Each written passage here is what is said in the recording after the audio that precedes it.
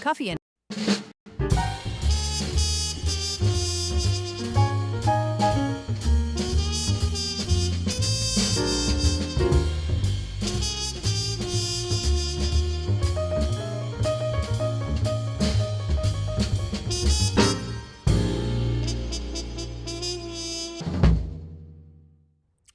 Hey, good morning, everyone. Welcome back to Coffee and Headlines, our morning get together live here on Facebook and live here on YouTube. It is a pleasure to see you on this Thursday, September 4th. It's almost the end of the week, and I'm so looking forward to today and the rest of the week. I have good plans for myself for this weekend, and I hope you do too. As always, I've put together some interesting news, and I found a great story. I didn't see this coming, but I have to share a spooky story with you this morning. This spooky story is dedicated to the one and only Muffin. Logan, if you're watching, we're going to have a spooky story dedicated just for you. For the rest of us, and for those of you that watch later on in the day, it's a pleasure to see you. I know sometimes we get very, very chatty, particularly for, in the process of watching live. Sometimes I wonder if people that watch later on in the day think that the live experience might be too cliquish. I've heard that comment before. So if somebody has a comment about this, favorable or unfavorable, about whether Coffee and Headlines is cliquish, do let me know. I'd love to hear your your comment on that. Little Monster is present. I love it. Yes, you are a little monster, Logan, and you are much appreciated, not only by me as a personal friend, but because you do these occasional, like, unsolicited contributions to Coffee and Headlines that are really wonderful. Um, Let me get on with the day because there's all kinds of interesting, creepy things to discuss today. Let me find my notes. Here we go. We start with this one. Seapal Vallarta has reaffirmed its commitment to transparency and public dialogue, assuring residents that the drinking water system will see significant improvements this month. This, of course, after Seapal has been getting a lot of pressure to get their act together, something that we know has no end in sight, and that's neither good nor bad. That's just the nature of the beast. Pipes and equipment will eventually wear out after its usage time. So we appreciate any or every effort that our water people put in place to keep us drinking clean water and taking care of the dirty one.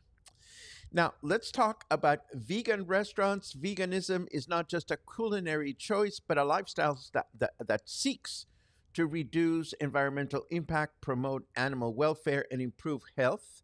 More and more people are adopting this philosophy for its benefits to the planet and their bodies, making vegan food a growing global trend. But where do you go if you want a vegan dish? This article that I found online from Tribuna de la Bahia mentions three popular restaurants in town. So please check this out if veganism is your thing. And while we're at it, you may know of other vegan restaurants. Well, you haven't had a chance to look at the ones that are mentioned in this article, and I didn't mention them myself. But why not suggest your favorite vegan place here in Puerto Vallarta for the rest of us to be aware of? Because some of us may be vegan, some of us may not, but we all have at least one friend in our group that is a vegan, I think. So having helpful information at our disposal, particularly for our friends that visit from out of town, is always a good thing. So share your vegan tips if you have any. And then I have this one. After several months of delays in its opening, the Guadalajara Arena now has an official date to welcome the public again. The venue will open its doors next Thursday, October 2nd, with a Maroon 5 concert. Let's hope that this one is for real. It was supposed to open for concerts late earlier in the year, by other artists back in April. And then in May, Katy Perry was supposed to open. And then Brazilian performer Roberto Carlos. And now this one seems to be for real. What is Arena Guadalajara? It is a brand new state of the art sports arena. I suppose it is also going to be used for sports, but it is a huge performance venue that is about to be opened in our capital city. And that's our first block for today. Let us switch over to the news, which I haven't even opened. Brilliant, Paco, brilliant. Let's click on carrot weather and watch it appear before our eyes. Da da da da da da. Don't worry, meatbag. I won't use the weather to kill you. A sentient supercomputer's gotta have a code. Okay, that seems like the sci fi I've been reading on Audible. It's 30 degrees right now. Humidity is low. Well, 67%. That is low, lowish. And our weather forecast for today says we're going to have partly cloudy skies in the morning with thunderstorms in the afternoon, a chance of rain of 50%, a high of 33, and a low of 22. Then tomorrow, Friday, partly cloudy skies in the morning, thunderstorms in the afternoon, a chance of rain of 70%, a high of 32, and a low of 21. And then Saturday, clear skies in the morning with thunderstorms in the afternoon, a chance of rain of 73%, a high of 33, and a low of 22. So it looks like we're going to have a wet weekend, or at least that's what snarky weather is bringing to the table. We shall see. Now, let me continue with what I have. Oh, this is great news. If you have attended any of my music appreciation presentations that have to do with Mexican music, you know I have gushed about Mexican singer songwriter Natalia Lafourcade.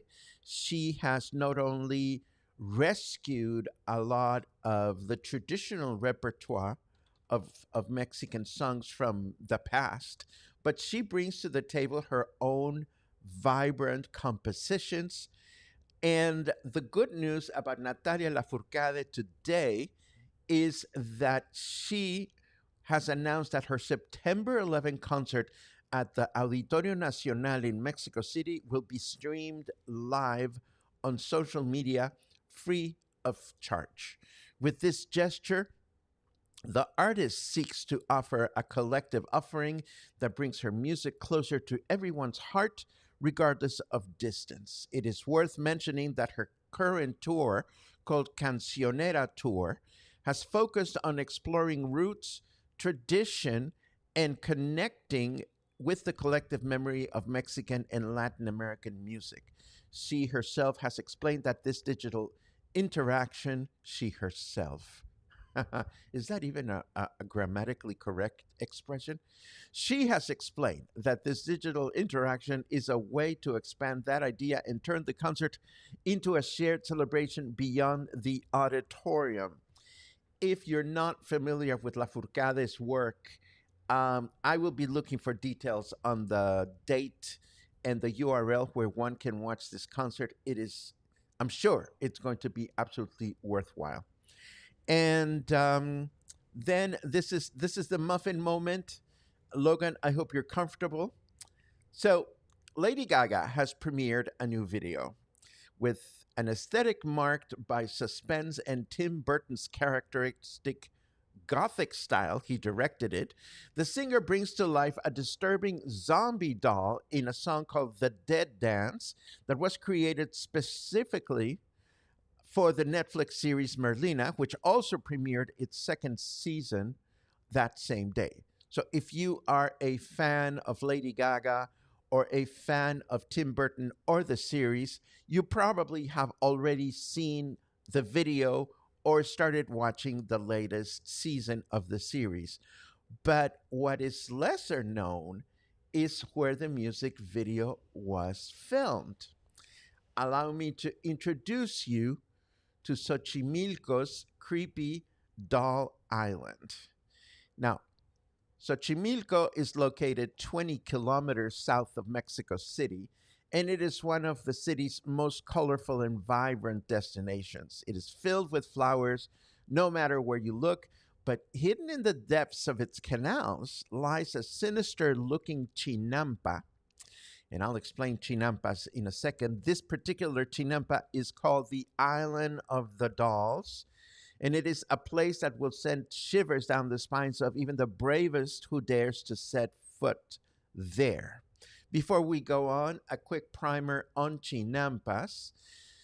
Chinampas are the floating gardeners that the Aztec people had no choice but to build when they founded Tenochtitlan. If you remember the legend, Mexico City was founded at a place where the nomad tribes would find an eagle devouring a serpent perched on top of a cactus. And they found such a vision, but the vision was in the middle of a lake, Lake Texcoco. So the old Aztecs, the only way they could increase the amount of land where this island was to build floating gardens around them. And those are what we call chinampas. And the whole foundation of Mexico City is built on top of floating gardens. This has made it really easy for Mexico City to survive, or easier to survive strong earthquakes. But I digress. Chinampas are still floating gardens that can be found in in Xochimilco. So back to our story. Yes, there is this particular chinampa that is packed with old, creepy looking dolls. How did this happen? Well, a solitary man used to live in this particular chinampa. His name was Don Julian Santana Barrera. He lived there by himself for over 20 years. And one day, says the story, he found the body of a little girl who had drowned. And from that day on, Don Julian found no serenity and lived in fear, for every night he felt the presence of that little girl's spirit. His walls, his wails and screams and her wails and screams and moans could be heard. And he believed in supernatural beings, so he came up with a form of protection, which was to fill the island with dolls to ward off the lost souls, especially the young girls. He always said that a river mermaid would appear to him and tell him that she would take him with her. And one day, while he was fishing with his nephew, something tragic happened. His nephew had gone to check on the cattle that were grazing, and when he returned to the boat, he found his uncle's body, who had died of a heart attack, lying in the water. It was death in the form of a mermaid who had come to fulfill the promise she made him long ago. The end. So there is such a chinampa or island in Xochimilco, and that is where Lady Gaga filmed her music video, directed by Tim Burton, and I thought you might want to know. Last but not least, this morning I woke up to two new applications for our Feel Good Vallarta health event on October 11. I haven't even checked them, but we have now received 5 applications from caregivers and speakers that wish to present their services and products to our community. And of course, this will be a great opportunity for our community to get to know these products and services better. Yay! I'm excited about that. And last but not least, before we go into our chit chat section, we have a funny Spanish word of the day. It is desembucha. And desembucha is one of my favorite words, and it is a word. Well, let me show you the little video we put together first, and then we will talk about desembucha. Let me find my button. Here it is. I introduce Desembucha. Our Spanish word of the week is desembucha. Literally, it comes from buche, the bird's crop. So, to desembuchar means to empty it out. But in everyday Mexican Spanish, it's way juicier. It means spill it, out with it, spill the tea. You use it when someone is holding back a story or some gossip and you just can't wait any longer. For example, ya desembucha, ¿qué pasó en la fiesta? Translates to, come on, spill it. What happened at the party? Now here's the fun part. If you are an English speaker and you suddenly throw in desembucha at the right moment, your Mexican friends will crack up. Guaranteed. So go on, try it. Next time someone's about to tell a story, look at them and say, desembucha. You'll get a laugh, and maybe even the whole story. And that is our word of the week. I can tell you how fun this word is. Desembucha. Desembucha. When you're so eager to hear a story and you can't wait any longer, I bet you, if you are in a crowd of Spanish speakers, Mexican nationals, and somebody's about to start a story and you say desembucha, they will never see it coming because it's a colloquial word. You know, I don't think it's going to be like a top 10 for your vocabulary as English speakers.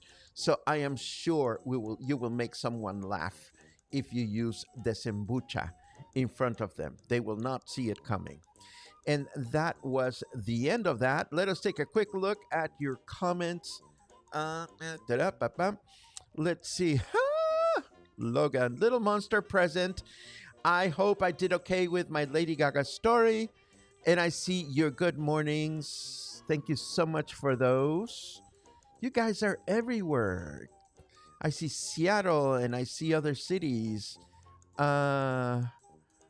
Let's see. Da-da-da-da.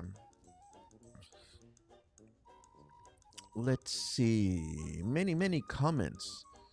Laura says, sounds like an amazing concert. Yes, I will find out.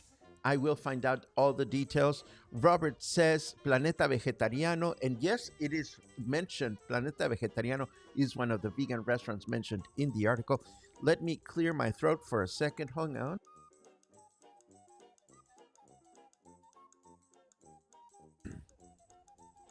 Oh, that felt good. Let's see what else we have. Da-da-da-da-da-da. Oh, that's right. That's right. You are absolutely correct. In Spanish, the series is called Merlina, and the series in English is called Wednesday. Thank you for that, Logan. I didn't even think about it. And let's see. Has anyone been to the Creepy Doll Island? I haven't been to Xochimilco since I was a child. And, you know, if I was back in Mexico City and I had the time, I would want to go back to Xochimilco because as an adult, I would perceive it in such a different way. You know, it's like what happened to me when I walked through Yelapa after 10 years of not being there. I totally saw it with different eyes. Let's see what else. It's my pleasure to share this story, Barbara. I might say, and you find the source of these stories in the show notes. This particular story I found, and credits are due for to a publication in Spanish called México Desconocido. It is the best. It is like Mexican National Geographic. It translates literally to Unknown Mexico, and it is a great publication. Their website is always a very important source of information for me and for anyone who is interested in traditional Mexico, our culture, our stories, our origin. I thoroughly recommend Mexico Desconocido. It's one of my favorite sources of information. Let's see. Uh. This is absolutely correct. Since Mexico City was built on chinampas and water, that's the reason why the Museo de Bellas Artes is sinking, along with so many historic buildings in the El Centro part of Mexico City, including the Metropolitan Cathedral. Uh, let's see. Thank you so much, Pam. Pam Thompson has been such great help in moving forward our Feel Good Vallarta event by sharing news of it with her. Well, you are here, so I might as well speak to you, talk to you. Pam, with your network of healthcare professionals, it is such a pleasure to rely and to have your participation in the event. Thank you so very much for everything you do um, for the English speaking community of Puerto Vallarta. And thank you so much for finding a way, time, and space to celebrate that you and I have known each other for, oh my God, more than 2 decades. And I appreciate that very much. Let's see. Oh, yes, Logan brings up an interesting point. If you've lived in Puerto Vallarta long enough, you've seen the famous Scary Doll dump truck for sure. There are many urban legends about the driver, but he's just a quirky older guy who used to be Logan's neighbor up in Jacarandas. Yes, it is a weird, well, it's a normal truck full of weird dolls that are attached to it on the front of it. It's, you know, different strokes for different folks, I suppose. Let's see what else.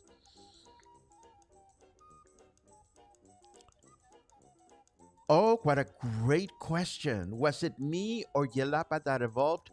Definitely the both of us. Joanne, definitely, because Yelapa has grown and mindfulness, being mindful of my surroundings, has become a very, very present awareness, particularly since I put A and B together and I realized that I am a highly sensitive person. I have that trait. It's not just something that I say that I'm touchy feely or something. There is a trait out there called HSP, highly sensitive person. I took the test and I realized, oh my goodness, I am one of these people. So, yes, I have definitely changed in the way I perceive my surroundings, in the way I make choices about how to protect my senses and my feelings to external stimuli, and it's a good thing. So thank you for that question. That was so insightful. Wow. And let's see. Pam says, working from home today, working on your project more. Pam, you are so awesome. I look forward to scheduling our spotlight interview so that people can learn more about everything you bring to the table during Breast Cancer Awareness Month, which is coming. And with that, I think we are at a good place to wrap up today's broadcast. Thank you so much for your company. Thank you so much for enjoying what we bring to the table and by expressing your gratitude with support for Coffee and Headlines. It is very, very much appreciated. Thank you for spreading the word and thank you for coming back day after day. I will get going with my day, and I look forward to seeing you tomorrow for more coffee, more headlines, and more stories. Have an awesome day.